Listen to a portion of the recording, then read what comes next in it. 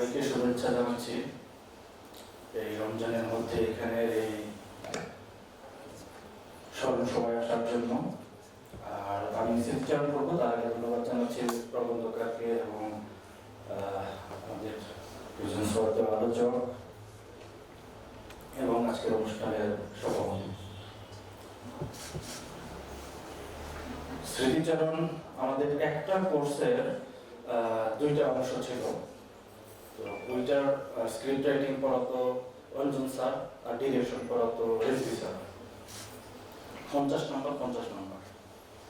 তো এই কারণে একই সময় হতো, একজনের ক্লাস সকালে, একজনের ক্লাস হতো বিকালে আর কি। তো আমি যেহেতু আসলে থিওরিতে ওরকম মানে একটু পিছনের দিকের ছাত্র, তো ওই প্র্যাকটিক্যাল ক্লাসগুলা এইসব কোর্স আমার খুব ভালো লাগতো এবং তাদের সাথে এক ধরনের সম্পর্ক তৈরি হয়ে যায় কাজ করার ক্ষেত্রে। তো অঞ্জন স্যারকে আসলে অনেক আগে থেকে এই শাহবাগ কাজেস মার্কেটে আমি দেখতাম, চিনতাম। আমরা ওই এরিয়ার লোক, সেই অর্থে লিটল ম্যাগাজিন কেন্দ্রিক অনেক আলোচনা সভা। তারপরে এইখানে এসে ওনাকে শিক্ষক হিসাবে পাই। তো অঞ্জন স্যারের কথা আমি একটু আগে বললে তারপর রেজভি স্যারের কথা বলবো। তো অঞ্জন স্যারের সাথে এই জার্নিতে উনি স্ক্রিন প্লে পড়াতো, অনেক কথা বলতো, গল্প করতো মূলত। তো একদিন একটা কথা বললো, একটা বিশাল উদ্ধৃতি দিল আর কি। তো আমি বললাম যে স্যার, এটা খুব ভালো লাগছে। বললো যে আসলে এটা তো আমার কথা না, এটা তো ব্রেসও বলেছে।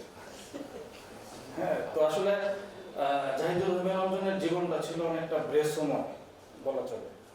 এবং ব্রেসো ছাড়াও ওজোর ছবি ওনার খুব প্রিয় ছিল। ওজোর প্রভাব ছিল ওনার উপরে, আমার ক্লাসে বলতো।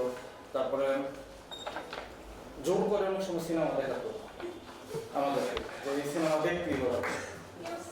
তারপরে একদিন আমাকে বলতেছে, দেখো, মানে এটা উনি দেখে এত ভালো লাগলো যে মানে উনি যতক্ষণ পর্যন্ত আর ওকে দেখাতে না পারবে ততক্ষণ পর্যন্ত আসলে শান্তি নাই। হ্যাঁ, ফোন করতো যে এটা দেখো নাই, তুমি কি বলো, তুমি এটা দেখো। তারপরে আবার 2 দিন পর ফোন করতো, দেখো নাই। তো এই অবস্থার মধ্যে দিয়ে আর কি। আর ওনার প্রচুর আড্ডা, প্রচুর ওনার অফিসের এখানেও আমার যাওয়া হলো, অনেকবার হয়েছে সিনেমা দেওয়া নেওয়ার জন্য। কোনো সিনেমা হলে এখন যেরকম আসলে রিজভি স্যার নাই, অঞ্জন স্যার নাই, এখন মাঝে মাঝে খালিদ স্যারকে দেওয়া হয়, যে বলে যে তুমি একটা ফিল্ম দিয়ে যাও, যে কি দেখলা। তো আসলে অঞ্জন স্যারের জীবনটা আসলে ছিল মানে চলচ্চিত্রময়। আসলে ওরা সিনেমার বাইরে আসলে কোনো জীবন ছিল না। পড়তো আর হচ্ছে সিনেমা দেখতো, ভাবতো, চিন্তা করতো।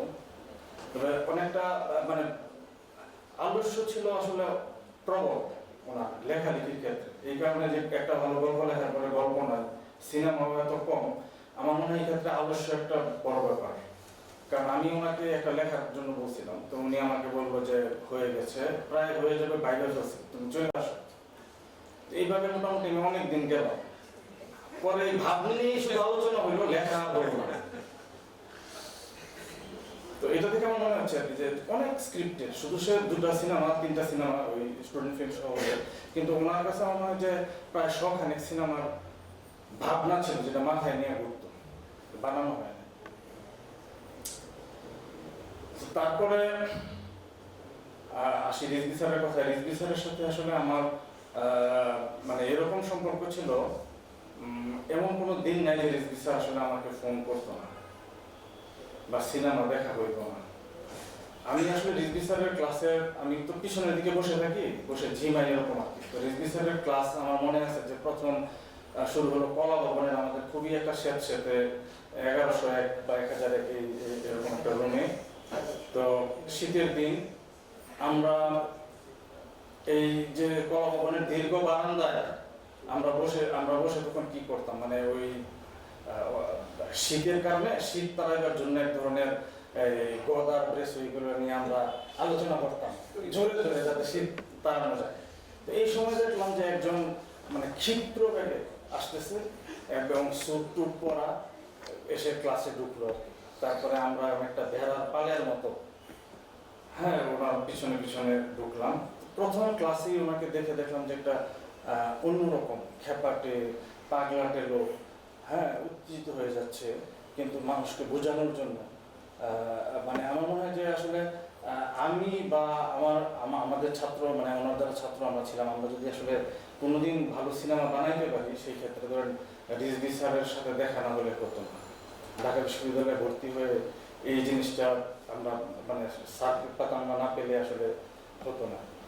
উনি আসলে আপাতমস্ত একটা ইউরোপিয়ান লোক ছিল, হ্যাঁ, ইউরোপিয়ান লোক ছিল, এবং উনি ইউরোপিয়ান আর্ট হাউস ধরানোর ভক্ত ছিল। উনি তাদেরকে এই যে আমাদের প্রথম ক্লাসে মনে আছে যে আমাদেরকে উনি ত্রফোর সিনেমা দেখালেন, এবং যখন সিনেমা শেষ হওয়ার পরে যখন ত্রফুর নাম আসলো, তখন স্যার কিন্তু ত্রফুকে রেসপেক্ট করে তার মানে মাথা নুইয়ে তাকে এক ধরনের ইয়ে দেব, শ্রদ্ধা জ্ঞাপন করবো, এবং এটা আমি দেখে অবাক হয়ে গেলাম যে এই ধরনের ইয়া। এবং একটা সিনেমায় এত গভীরভাবে উনি দেখতো।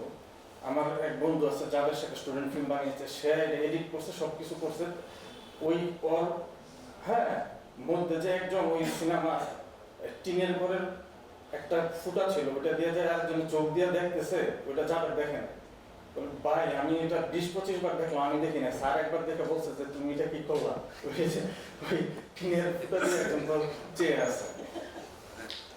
তো এবং আমাদের ক্লাসে এখানে একটা চাকা লাগানো থাকতো যে উপরে টেবিলটার উপরে, এবং স্যার মানে উত্তেজিত হওয়ার পরে মাঝে মাঝে বুঝাইতে ওইটার উপরে বসে পড়তো, চাকাটা ভেঙে গড়িয়ে যেত।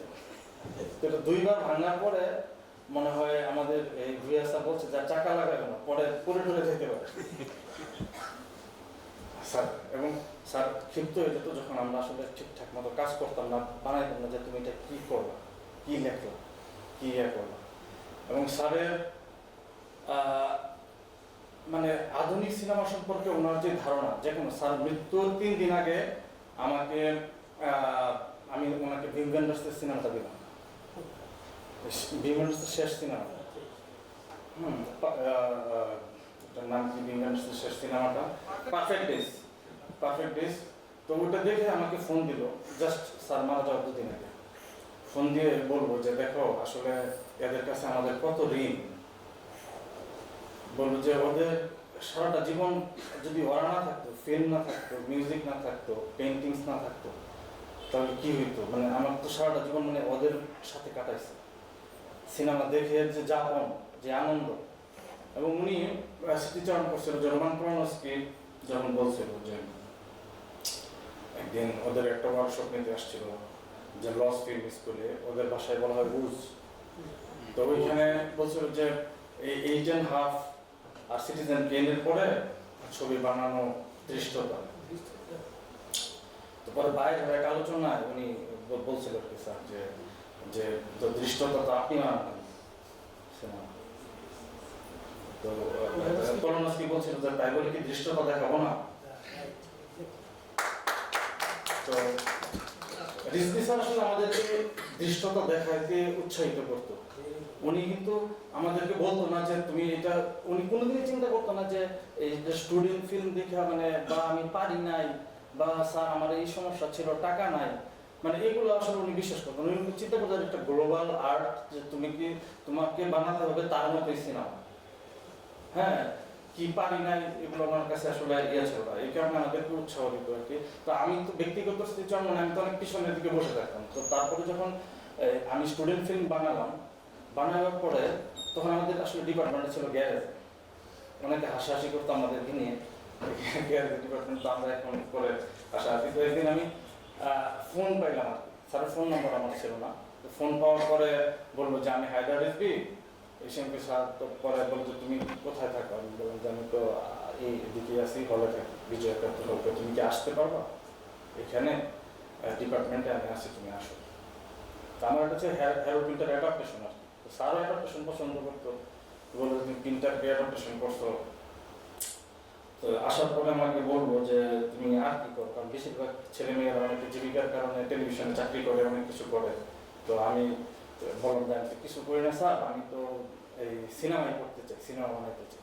তো এইটা আসলে ওনার অনেক খুব মানে ভালো লাগছে আর কি, যে একটা ছেলে যে কেউ মানে যদি কেউ সিনেমার জন্য স্যারের এখানে যেত, আমি দেখলাম কত মানুষের যে স্ক্রিপ্ট করতো, তার নিয়ে আলোচনা করতো, বসে থাকতো, অনেক সময় বলতাম যে এগুলো তো সময় নষ্ট, হ্যাঁ, কিন্তু উনি চিন্তা করতো যে ওই সিনেমাটাও যত ভালো করা যায়, মানে ওনাকে কি বলা যায় যে আসলে ফিল্ম মঙ্ক বলা যাবে। এবং এই ছোট ছোট মিনিয়েচার